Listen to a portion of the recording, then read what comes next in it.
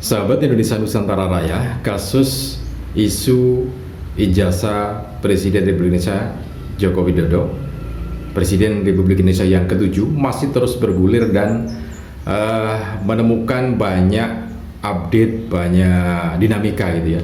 Termasuk diantaranya yang terbaru sesudah Bang Egy Sujana dan Pak Damai Hari Lubis mendapatkan SP3, artinya dia bebas, selesai kasusnya gitu ya, dan tidak menjadi tersangka lagi. Nampaknya status dari Bang Egy Sujana dan Pak Damai Hari Lubis ini entah membuat kubu dari Roy Suryo dan kawan-kawan ingin mendapatkan restoratif justice juga atau bagaimana, karena beberapa waktu yang lalu Dr. Tifa yang juga menjadi tersangka dalam kasus ini sempat melakukan atau sempat memberikan satu statement ya. Jadi statementnya itu intinya begini, melihat kondisi Bapak Presiden Republik Indonesia yang ke-7 Bapak Joko Widodo yang menderita sakit, kemudian di tengah-tengah kasus yang berjalan saat ini, yaitu tudingan terhadap ijazah, keaslian ijazah Bapak Joko Widodo Presiden Republik Indonesia yang ke-7, maka Dr. Tifa juga demi kemanusiaan mau membantu merawatnya gitu ya, mau membantu para, intinya semacam itu. Nah, selain itu juga ada baiknya juga Bapak Joko Widodo ini Presiden Republik Indonesia yang ke-7 juga melakukan restoratif justice untuk dirinya gitu ya. Nah, ini demi kesehatan dan juga ketenangan Bapak Joko Widodo supaya kasus ini tidak berlarut-larut. Nah, itu yang disampaikan Dr. Tifa ya, seperti yang saya kutip di media, seperti yang ada di sebelah ini. Nah, tapi menanggapi hal ini, Ketua Pradi Bersatu Ade Darmawan menyampaikan bahwa yang namanya restoratif justice itu tidak bisa satu pihak, tetapi disepakati para pihak gitu ya. Jadi pihak-pihak yang ada di situ melakukan kesepakatan untuk restoratif justice, tetapi tetap saja memang pengajuannya ada di Bapak Jokowi. Nah, itu yang disampaikan oleh Ketua Pradi Bersatu menanggapi apa yang disampaikan oleh Dr. Tifa. Oke, itu perkembangan terbarunya. Nanti kita lihat lagi ya bagaimana yang melatar belakangi pernyataan Dr. Tifa ini. Baik, untuk Anda yang baru saja bergabung di channel ini, jangan lupa tekan tombol subscribe-nya terlebih dahulu, juga tekan tombol loncengnya supaya nanti kalau kita update video terbaru dari channel ini, Anda akan mendapatkan notifikasi yang pertama kalinya ya. Kemudian juga tekan tombol like dan juga share video ini ke teman-teman Anda. Siapa tahu teman-teman Anda juga sedang menunggu-nunggu informasi terkait dengan kasus atau isu ijazah Presiden Republik Indonesia yang ke-7 Bapak Joko Widodo yang dituduh palsu oleh beberapa pihak yang sekarang ini jadi tersangka. Restoratif justice yang dilakukan oleh Presiden Republik Indonesia yang ke-7 Bapak Joko Widodo terhadap tersangka yaitu Bang Egy Sujana dan juga Pak Damai Hari Lubis ini memang menjadi kesepakatan beliau ya. Jadi kesepakatan dari Bapak Joko Widodo dan Bang Egy Sujana juga Pak Damai Hari Lubis pada waktu bertemu di kediaman Bapak Presiden Republik Indonesia yang ke-7 Bapak Joko Widodo di Solo ya.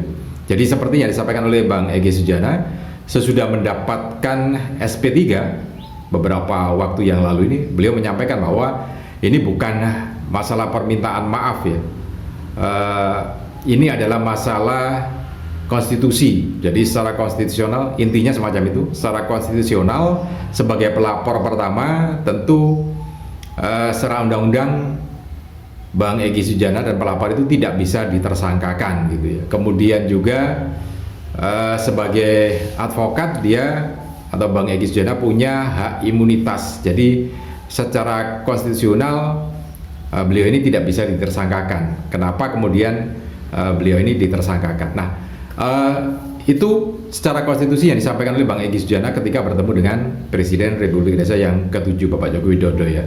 Nah, tidak ada pembicaraan tentang permintaan maaf, tidak ada pembicaraan tentang ijazah gitu ya. Seperti yang diakui oleh Bang Egy Sujana yang menyampaikan bahwa tidak ada pembicaraan itu. Justru secara akhlak Bapak Jokowi ini lebih baik akhlaknya dibandingkan dengan dirinya. Jadi kenapa penilaian Bang Egy Sujana semacam itu terhadap Bapak Joko Widodo? Karena ketika timnya Bang Egy Sujana dengan tim advokatnya dan juga Pak Damai Heri Lubis ini datang bertamu ke sana, disambut dengan baik, dan ketika menyampaikan secara konstitusional tadi, Bapak Joko Widodo juga menyampaikan pernyataan yang sopan dan santun gitu ya, inggih. Bahkan kata kuasa hukum Bang Egy Sujana, Bunda Elida Neti, bahwa Bapak Joko Widodo ini sangat sopan, sangat santun. Kalimat yang dikutipnya adalah bagaimana Bang Egy, saya maunya harus seperti apa gitu ya. Nah, ini kan satu pernyataan yang sangat sopan, sangat rendah hati, karena menurut Bunda Elida Neti ini bahwa Pak Jokowi ini yang difitnah, yang dihujat dari awal gitu ya, tapi tetap mau menerima, tetap bersikap sopan gitu ya. Jadi ini akhlak yang diakui oleh Bang Egy Sujana sebagai akhlak yang lebih tinggi daripada akhlaknya Bang Egy Sujana sendiri gitu ya. Itu yang disampaikan Bang Egy Sujana langsung ketika akan berangkat ke Penang, Malaysia untuk berobat ya. Nah, sesudah itu Bang Egy Sujana juga sempat menyindir Roy Suryo dan kawan-kawannya ya. Jadi dimaksud sok jagoan gitu ya. Ya sudah, dilawan saja itu. Intinya begitu, untuk terus melanjutkan kasus itu. Nah, itu yang disampaikan oleh Bang Egy Sujana dan juga sempat menyindir Roy Suryo dan kawan-kawannya ya. Update terkait dengan restoratif justice yang disampaikan oleh Bapak Joko Widodo untuk Bang Egy Sujana memang sangat berpengaruh terhadap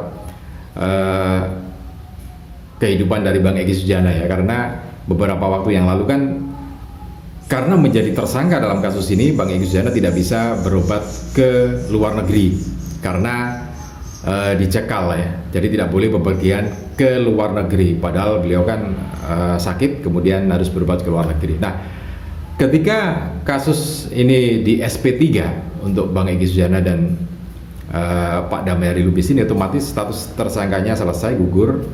Kemudian yang terkait dengan itu termasuk pencegahan untuk ke luar negeri, dicekal itu juga dibebaskan lagi. Dan menjadi menarik karena pada waktu kemarin akan berangkat ke Penang, Malaysia itu kan di Bandara Soekarno-Hatta menggunakan kursi roda ya. Kemudian ada video baru lagi di Malaysia, Bang Egy Sujana ini tidak lagi menggunakan kursi roda dalam video itu, tapi justru mengendarai mobil VW Beetle ya. Jadi mengendarai sendiri, menyetir sendiri gitu ya, mengemudikan sendiri, kemudian di salah satu SPBU di sana. Jadi terlihat betul itu memang di Penang, Malaysia. Nah, artinya kondisi beliau berarti sudah sehat kembali gitu ya. Nah, itu perkembangan terbarunya. Nah, ini memang tidak serta-merta ada restoratif justice semacam ini ya, tapi melalui proses panjang, termasuk diantaranya ketika ada gelar perkara khusus beberapa waktu yang lalu yang digelar di Polda Metro Jaya, kemudian dibukakan ijazah asli Bapak Joko Widodo, kemudian pengacara dari Bang Egy Sujana yaitu Ibunda Elida Neti juga melihat dan merasakan ijazah itu ya, diraba gitu ya, sehingga kemudian disebutkan bahwa ijazah itu asli kenapa? Karena kan yang selama ini diributkan di media sosial itu kan bahwa ijazah Bapak Presiden Republik Indonesia yang ke-7 Bapak Joko Widodo itu kan palsu karena tidak ada embossnya, tidak ada watermarknya, kemudian lintasan merah di foto juga tidak ada. Nah, tapi ternyata dalam gelar perkara khusus yang digelar Polda Metro Jaya waktu itu, ternyata itu semua ada, sehingga kan otomatis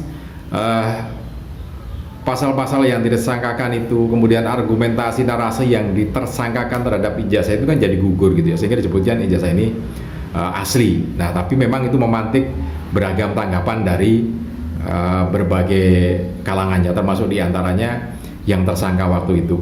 Nah, dengan demikian teman-teman, dari kasus ini maka yang terbaru lagi bahwa perkembangannya berkas dari Roy Suryo dan kawan-kawan, 3 itu ya, Roy Suryo, kemudian Rismond dan juga Dr. Tifa itu kan sudah dimasukkan ke kejaksaan, sehingga nanti tinggal menunggu informasi hasil dari berkas itu di kejaksaan, apakah memang sudah P21 artinya sudah lengkap gitu ya dan siap diajukan ke pengadilan. Jadi kepolisian sedang menunggu itu, bagaimana nanti perkembangan selanjutnya. Nah, artinya ada 3 tersangka dalam satu klaster, kemudian ada 3 tersangka lagi dalam klaster yang satunya lagi, yang sampai sekarang masih belum tahu perkembangannya. Tridoyani Kurnia, kemudian juga ada 2 nama lainnya ya, Pak Rizal dan juga Pak satu lagi itu kan jadi tersangka. Tinggal menunggu nanti apakah itu akan dimasukkan ke kejaksaan juga atau seperti apa. Oke, nanti kita tunggu perkembangan selanjutnya.